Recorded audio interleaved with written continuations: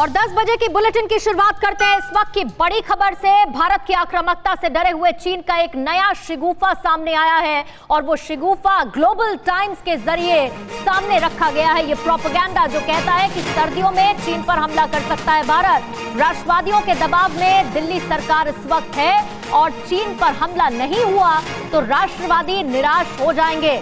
चीन के सरकारी अखबार ग्लोबल टाइम्स में ये झूठी आशंका जताई गई है। एक झूठा प्रोपेगेंडा फैलाने की कोशिश एक बार फिर से चीन कर रहा है। ये ग्लोबल टाइम्स का वो ट्वीट है जो इस वक्त आप आपकी टेलीविजन स्क्रीन पर देख रहे हैं। चीन ये कह रहा है कि सर्दियों में हमला कर सकता है हिंदुस्तान, और सिर्फ इसीलिए क्योंकि भारत राष्ट्रवादियों के दबाव में है और अगर ऐसा नहीं किया तो राष्ट्रवादी नाराज हो जाएंगे और इसीलिए दिल्ली की सरकार इस दबाव में हमला करेगी।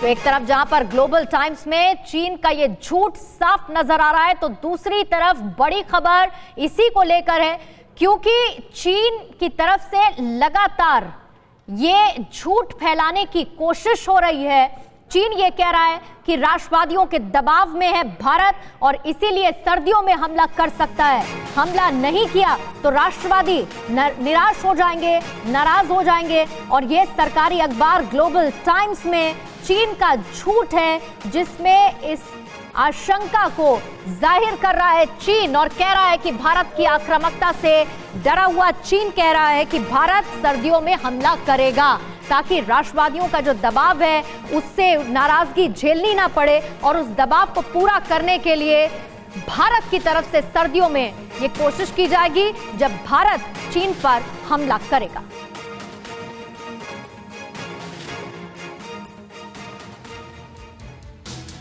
तो चीन की धमकी वाया ग्लोबल टाइम्स किस तरीके से सामने आई है उसकी डिटेल आप देख लीजिए। पीएलए पर जो पहला वार करेगा उसे धरती से मिटा दिया जाएगा। ये चीन की धमकी है अपने मुखपत्र के जरिए। चीन की सैन्य ताकत भारत से ज्यादा शक्तिशाली है जिसका दावा चीन हमेशा करता रहा है, हालांकि सच्चाई इससे जरूर इतर है। फिर उसके बाद कहता है चीन लगातार धमकी देते हुए कि भारत राष्ट्रवाद कंट्रोल करे नहीं तो बड़ी शर्मिंदगी झेलनी पड़ेगी।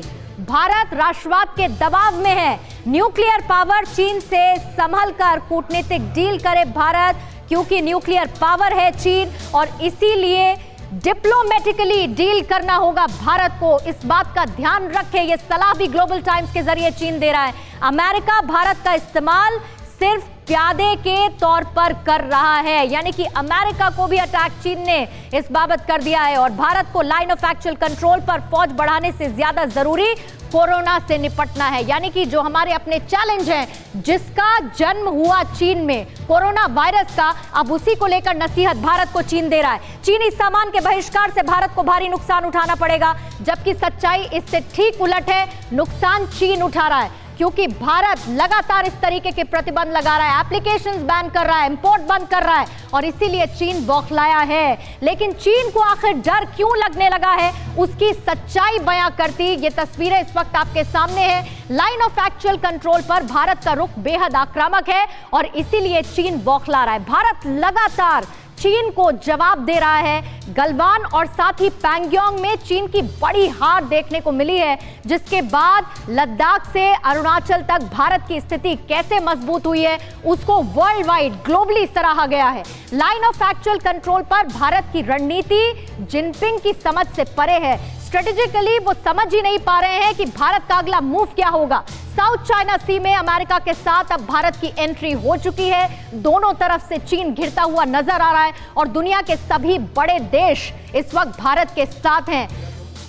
भारत, अमेरिका, जापान और ऑस्ट्रेलिया, ये जो चौकड़ी जमी है इससे चीन परेशान है, इससे चीन बौखलाया है, क्योंकि इतना तय है कि ये चारों साथ हैं और इनके साथ होने के साथ साथ चीन की टेंशन अब बढ़ती जा रही है। मेरे सहयोगी मनीष झा इस पर लाइव और ज्यादा जानकारी के साथ इस वक्त जुड़ चुके हैं। मनीष, चीन बौखलाया है लेकिन उस बौखलाहट में अपने डर को दबाने की कोशिश वो कर रहा है। ये कह रहा है सीधे सीधे कि भारत कमजोर स्थिति में है, जबकि सच इससे इतर कि भारत की स्थिति बहुत मजबूत चीन के सामने। देखिए पूर्णिमा, इसमें कोई दो राय नहीं कि भारत की सेना जिस तरह से LAC पर मौजूद है। और फिर 15 जून की रात और उसके बाद 29-30 अगस्त की रात जो हुआ वो तो पूरी दुनिया ने देखा है। लेकिन ग्लोबल टाइम्स के इस लाइन के पीछे में आप दरअसल चीन की मंशा को देखिए। चीन एक पूरी पटकथा तैयार कर रहा है और ये शुरुआत चाहे मॉस्को में दोनों देशों के रक्षा मंत्रियों के बीच बातचीत की हो या फिर एससीओ में अब होने वाली बातचीत जो विदेश मंत्री की है, इस बीच में चीन दरअसल एक परसेप्शन क्रिएट करने की कोशिश कर रहा है कि ये लड़ाई, ये आक्रामकता भारत की तरफ से है और हम तो बातचीत के जरिए इस मसले को सुलझाना चाहते हैं। हकीकत यह है कि चीन दरअसल बातचीत का एक तरफ बहाना कर रहा है, दूसरी तरफ लड़ाई का एक बहाना ढूंढ रहा है और इस बात को पूरी दुनिया देखती है। यही वजह है कि आज न सिर्फ भारत के साथ क्वाड के तौर पर अमेरिका, ऑस्ट्रेलिया और जापान खड़ा है, बल्कि क्वाड प्लस के तौर पर साउथ कोरिया, वियतनाम, इंडोनेशिया और आसियान के कई देशों ने इसमें सहमति जताई है कि हम भारत के साथ हैं और मिलकर चीन का मुकाबला करेंगे। जी बिल्कुल मनीष, क्योंकि चीन को अब ये समझ नहीं आ रहा है जिस तरीके से भारत की स्थिति मजबूत हो रही है, इसीलिए कभी कोई वजह सामने रखता है चीन, कभी कुछ और बताता है, कभी बातचीत का जरिया अपनाने की कोशिश करता है, तो कभी अपनी मिसाइल ताकत दिखाने की चीन कोशिश करता है। मनीष, आप रहिएगा हमारे साथ, क्योंकि भारत को किस तरीके से समर्थन मिल रहा है, बड़ी खबर उससे जुड़ी ये है कि लाइन ऑफ एक्चुअल कंट्रोल विवाद के बाद जो यूरोपियन थिंक टैंक है उसकी तरफ से बड़ा दावा किया गया कि LAC पर भारतीय सेना मजबूत है। एफसास जो कि थिंक टैंक है वो ये साफ कहता है कि चीन की स्थिति इस वक्त दलदल में फंसने जैसी है, भारत की ऊंचाई वाले स्थानों पर स्थिति मजबूत है, ये एफसास का कहना है, जो सीधे सीधे चीन की झूठी प्रोपेगेंडा को एक्सपोज करती है और ये बताती है कि भारत की स्थिति क्या है और चीन की स्थिति क्या है। एफसास जो है वो यूरोपियन थिंक टैंक है और वो भी भारत के समर्थन में बात करता हुआ नजर आ रहा है, ये कहते हुए कि लाइन ऑफ एक्चुअल कंट्रोल पर भारतीय सेना मजबूत स्थिति में है और चीन की स्थिति दलदल में फंसे होने जैसी है।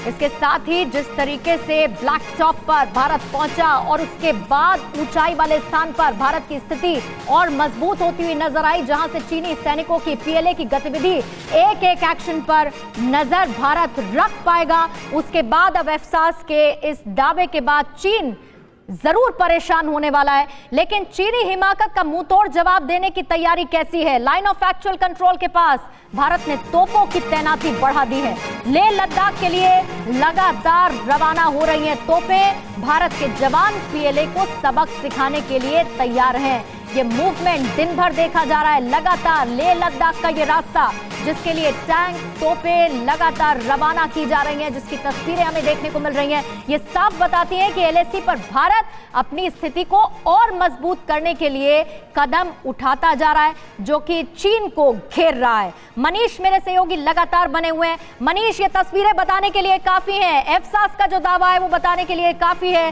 कि सच्चाई क्या है और भारत की स्थिति कितनी ज्यादा मजबूत है। भले ही चीन कुछ भी प्रोपेगेंडा चलाए, कभी राष्ट्रवादियों का नाम ले तो कभी ये बताए कि भारत कितना कमजोर है। देखिए, इसमें कोई दो राय नहीं कि भारत की तैयारी को लेकर अब कम से कम दुनिया के सभी मुल्क इस बात को लेकर निश्चिंत हैं कि भारत चीन को मुंहतोड़ जवाब दे सकता है और चीन के खिलाफ अगर युद्ध होता है तो भारत उसका नेतृत्व कर सकता है। पहले 15 जून की रात और उसके बाद 29 अगस्त की रात, और तब के उसके बाद से अगर आप देखें तो यूरोप से लेकर अमेरिका तक, चाहे तमाम तरह के थिंक टैंक हो, तमाम तरह के अंतर्राष्ट्रीय मैगजीन हो या फिर डिफेंस को रिपोर्ट करने वाले जर्नल, सबने इस बात को बताया है कि भारत की तैयारी काफी पुख्ता है।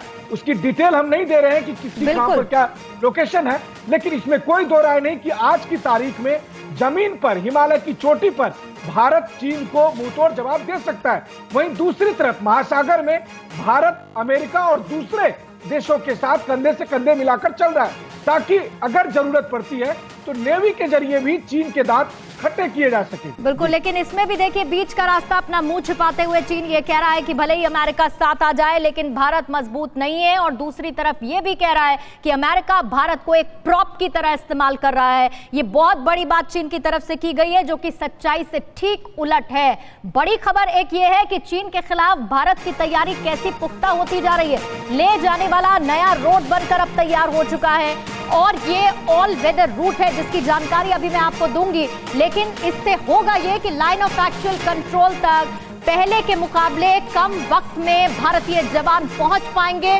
और आसानी से पहुंच पाएंगे। हर मौसम में सेना के काम ये नया रूट आने वाला है और बीआरओ ने फटाफट से इसको तैयार कर दिया है कम वक्त में, ताकि भारतीय सैनिकों के लिए आवाजाही और ज्यादा आसान हो जाए।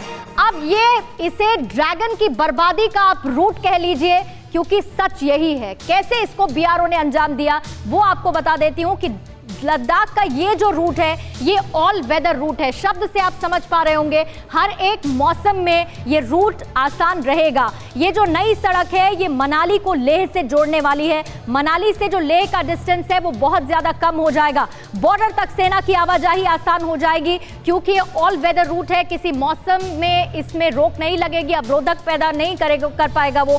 साथ ही नीमो पदम दारचा, इससे ये रोड इस नाम से जानी जाएगी। ये जो ऑल वेदर रोड तैयार की गई है, इसके साथ 12 महीनों के लिए ये रास्ता खुला रहेगा। जैसा कि मैंने शुरुआत में कहा, ये ऑल वेदर रूट है, किसी भी मौसम में इसमें परेशानी नहीं होगी और इसीलिए इसे ऑल वेदर रूट कहा जा रहा है। कुछ ही घंटों में हिमाचल से लेह पहुंचना बहुत आसान होगा, जिसमें पहले ज्यादा वक्त लगता था, अब कम वक्त लगा करेगा। भारतीय सैनिकों के लिए आसानी होगी। पहले मनाली से लेह पहुंचने में 12 से 14 घंटे का वक्त लगता था। ये जो घंटे हैं ये बहुत ज्यादा हैं और इस रूट के जरिए अब इसे कम कर दिया गया है, यानी कि अब मनाली से लेह पहुंचने में सिर्फ 6 से 7 घंटे का वक्त लगेगा, ठीक आधा। ये बीआरओ की तरफ से कोशिश की गई है, जो कि चीन को सबक सिखाने के लिए भारतीय सेना के लिए माकूल माहौल को तैयार करेगी। एक और बड़ी खबर इस वक्त, मोदी सरकार से चीन कैसे घबरा रहा है वो आपको बता दें। ग्लोबल टाइम्स ने मोदी सरकार का भी जिक्र किया है और ये एक तरीके का प्रोपेगेंडा ही है, जिसमें मोदी सरकार हिलाने की ताकत में कांग्रेस, इस वक्त ताक में कांग्रेस है, ये ग्लोबल टाइम्स ने दावा किया है। और ट्वीट के बाद बीजेपी ने कांग्रेस को घेर लिया है। चीन का एजेंडा कांग्रेस चला रही है, ये बीजेपी का कहना है।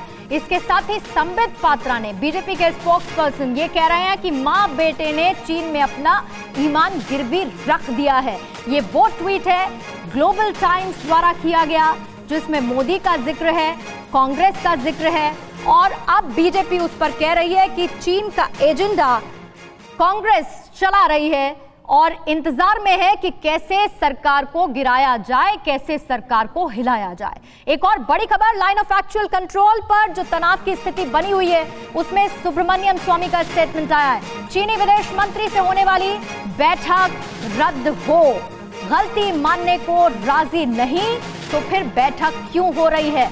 बैठक से चीन मानने वाला नहीं है।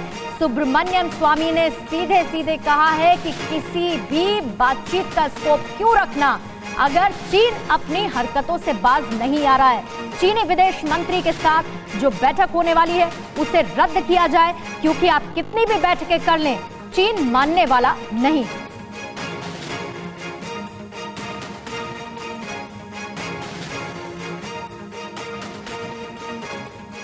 और इस वक्त की एक और बड़ी खबर आपको बता दें, पाकिस्तान से ये खबर है जहां पर आतंकी सलाउद्दीन पर एक बहुत बड़ा खुलासा सामने आया। सैयद सलाउद्दीन से जुड़ा हुआ एक सनसनीखेज दस्तावेज, जिसमें आईएसआई से सीधे सलाउद्दीन के तार जुड़े हुए हैं, ये रिपोर्ट में दावा किया गया। आईएसआई के साथ मिलकर आतंकी गतिविधियां सलाउद्दीन चलाता है और पाकिस्तान के खुफिया दस्तावेज में सलाउद्दीन का जिक्र है, जिससे ये बात की तस्दीक होती है कि आईएसआई के लिए सलाउद्दीन काम करता है। इसके साथ ही सलाउद्दीन, कैसे भूल सकते हैं आप, कश्मीर में आतंक फैलाने वाला ये सलाउद्दीन, जिसको लेकर हमेशा पाकिस्तान की दोगुली बातें सामने आई हैं और अब ये दस्तावेज साफ बताता है कि सलाउद्दीन आईएसआई के लिए काम करता है, जिससे पाकिस्तान एक बार फिर से एक्सपोज हुआ है।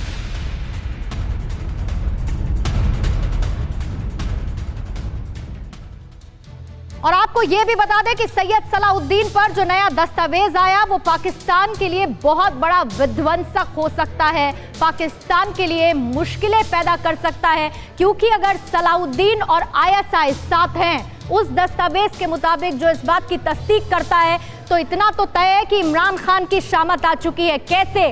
सलाउद्दीन से रिश्ते कैसे साबित हो रहे हैं, उसके नतीजे पाकिस्तान के लिए क्या होंगे, वो आपको समझा देती हूं। सनसनीखेज खुलासा ये हुआ जिसके बाद अब अगले महीने FATF की जो मीटिंग होने वाली है उससे ठीक पहले ये डॉक्यूमेंट पाकिस्तान के लिए मुश्किल खड़े करेंगे। FATF में समीक्षा होनी है कि पाकिस्तान आतंकियों की फंडिंग को अभी तक रोक पाया या नहीं रोक पाया है, लेकिन सरकारी एजेंसी ISI से आतंकी के संबंध पाकिस्तान की पोल को खोलकर रख देंगे, जो ये बता देंगे कि पाकिस्तान अब भी आतंकवाद का समर्थक है, उसकी फंडिंग वो नहीं रोक रहा है। भारत में आतंक को बढ़ाने वाले चेहरों में शामिल क्योंकि सलाउद्दीन रहा है, कश्मीर में उसने आतंक को फैलाया है। ऐसे में ये जो खुलासा होता है इसके बाद भारत और मजबूती के साथ आतंक की बात कर पाएगा, ग्लोबली ये बता पाएगा कि पाकिस्तान कैसे आतंक को बढ़ाता है। और क्योंकि कश्मीर का मैंने जिक्र किया, पाकिस्तान का जिक्र किया, तो कश्मीर पर पाकिस्तान की भारत को एक गीदड़ भभकी सामने आई है। बड़ी खबर, कश्मीर को लेकर भारत गलती ना करे, पाक विदेश मंत्री का बयान है और यह भी कहा है कि पाकिस्तान कश्मीर का मुद्दा यूं ही उठाता रहेगा। भारत जो कहता है कि कश्मीर आंतरिक मसला है, उसके ठीक इतर कुरैशी का यह बयान कि यह ग्लोबल मुद्दा है।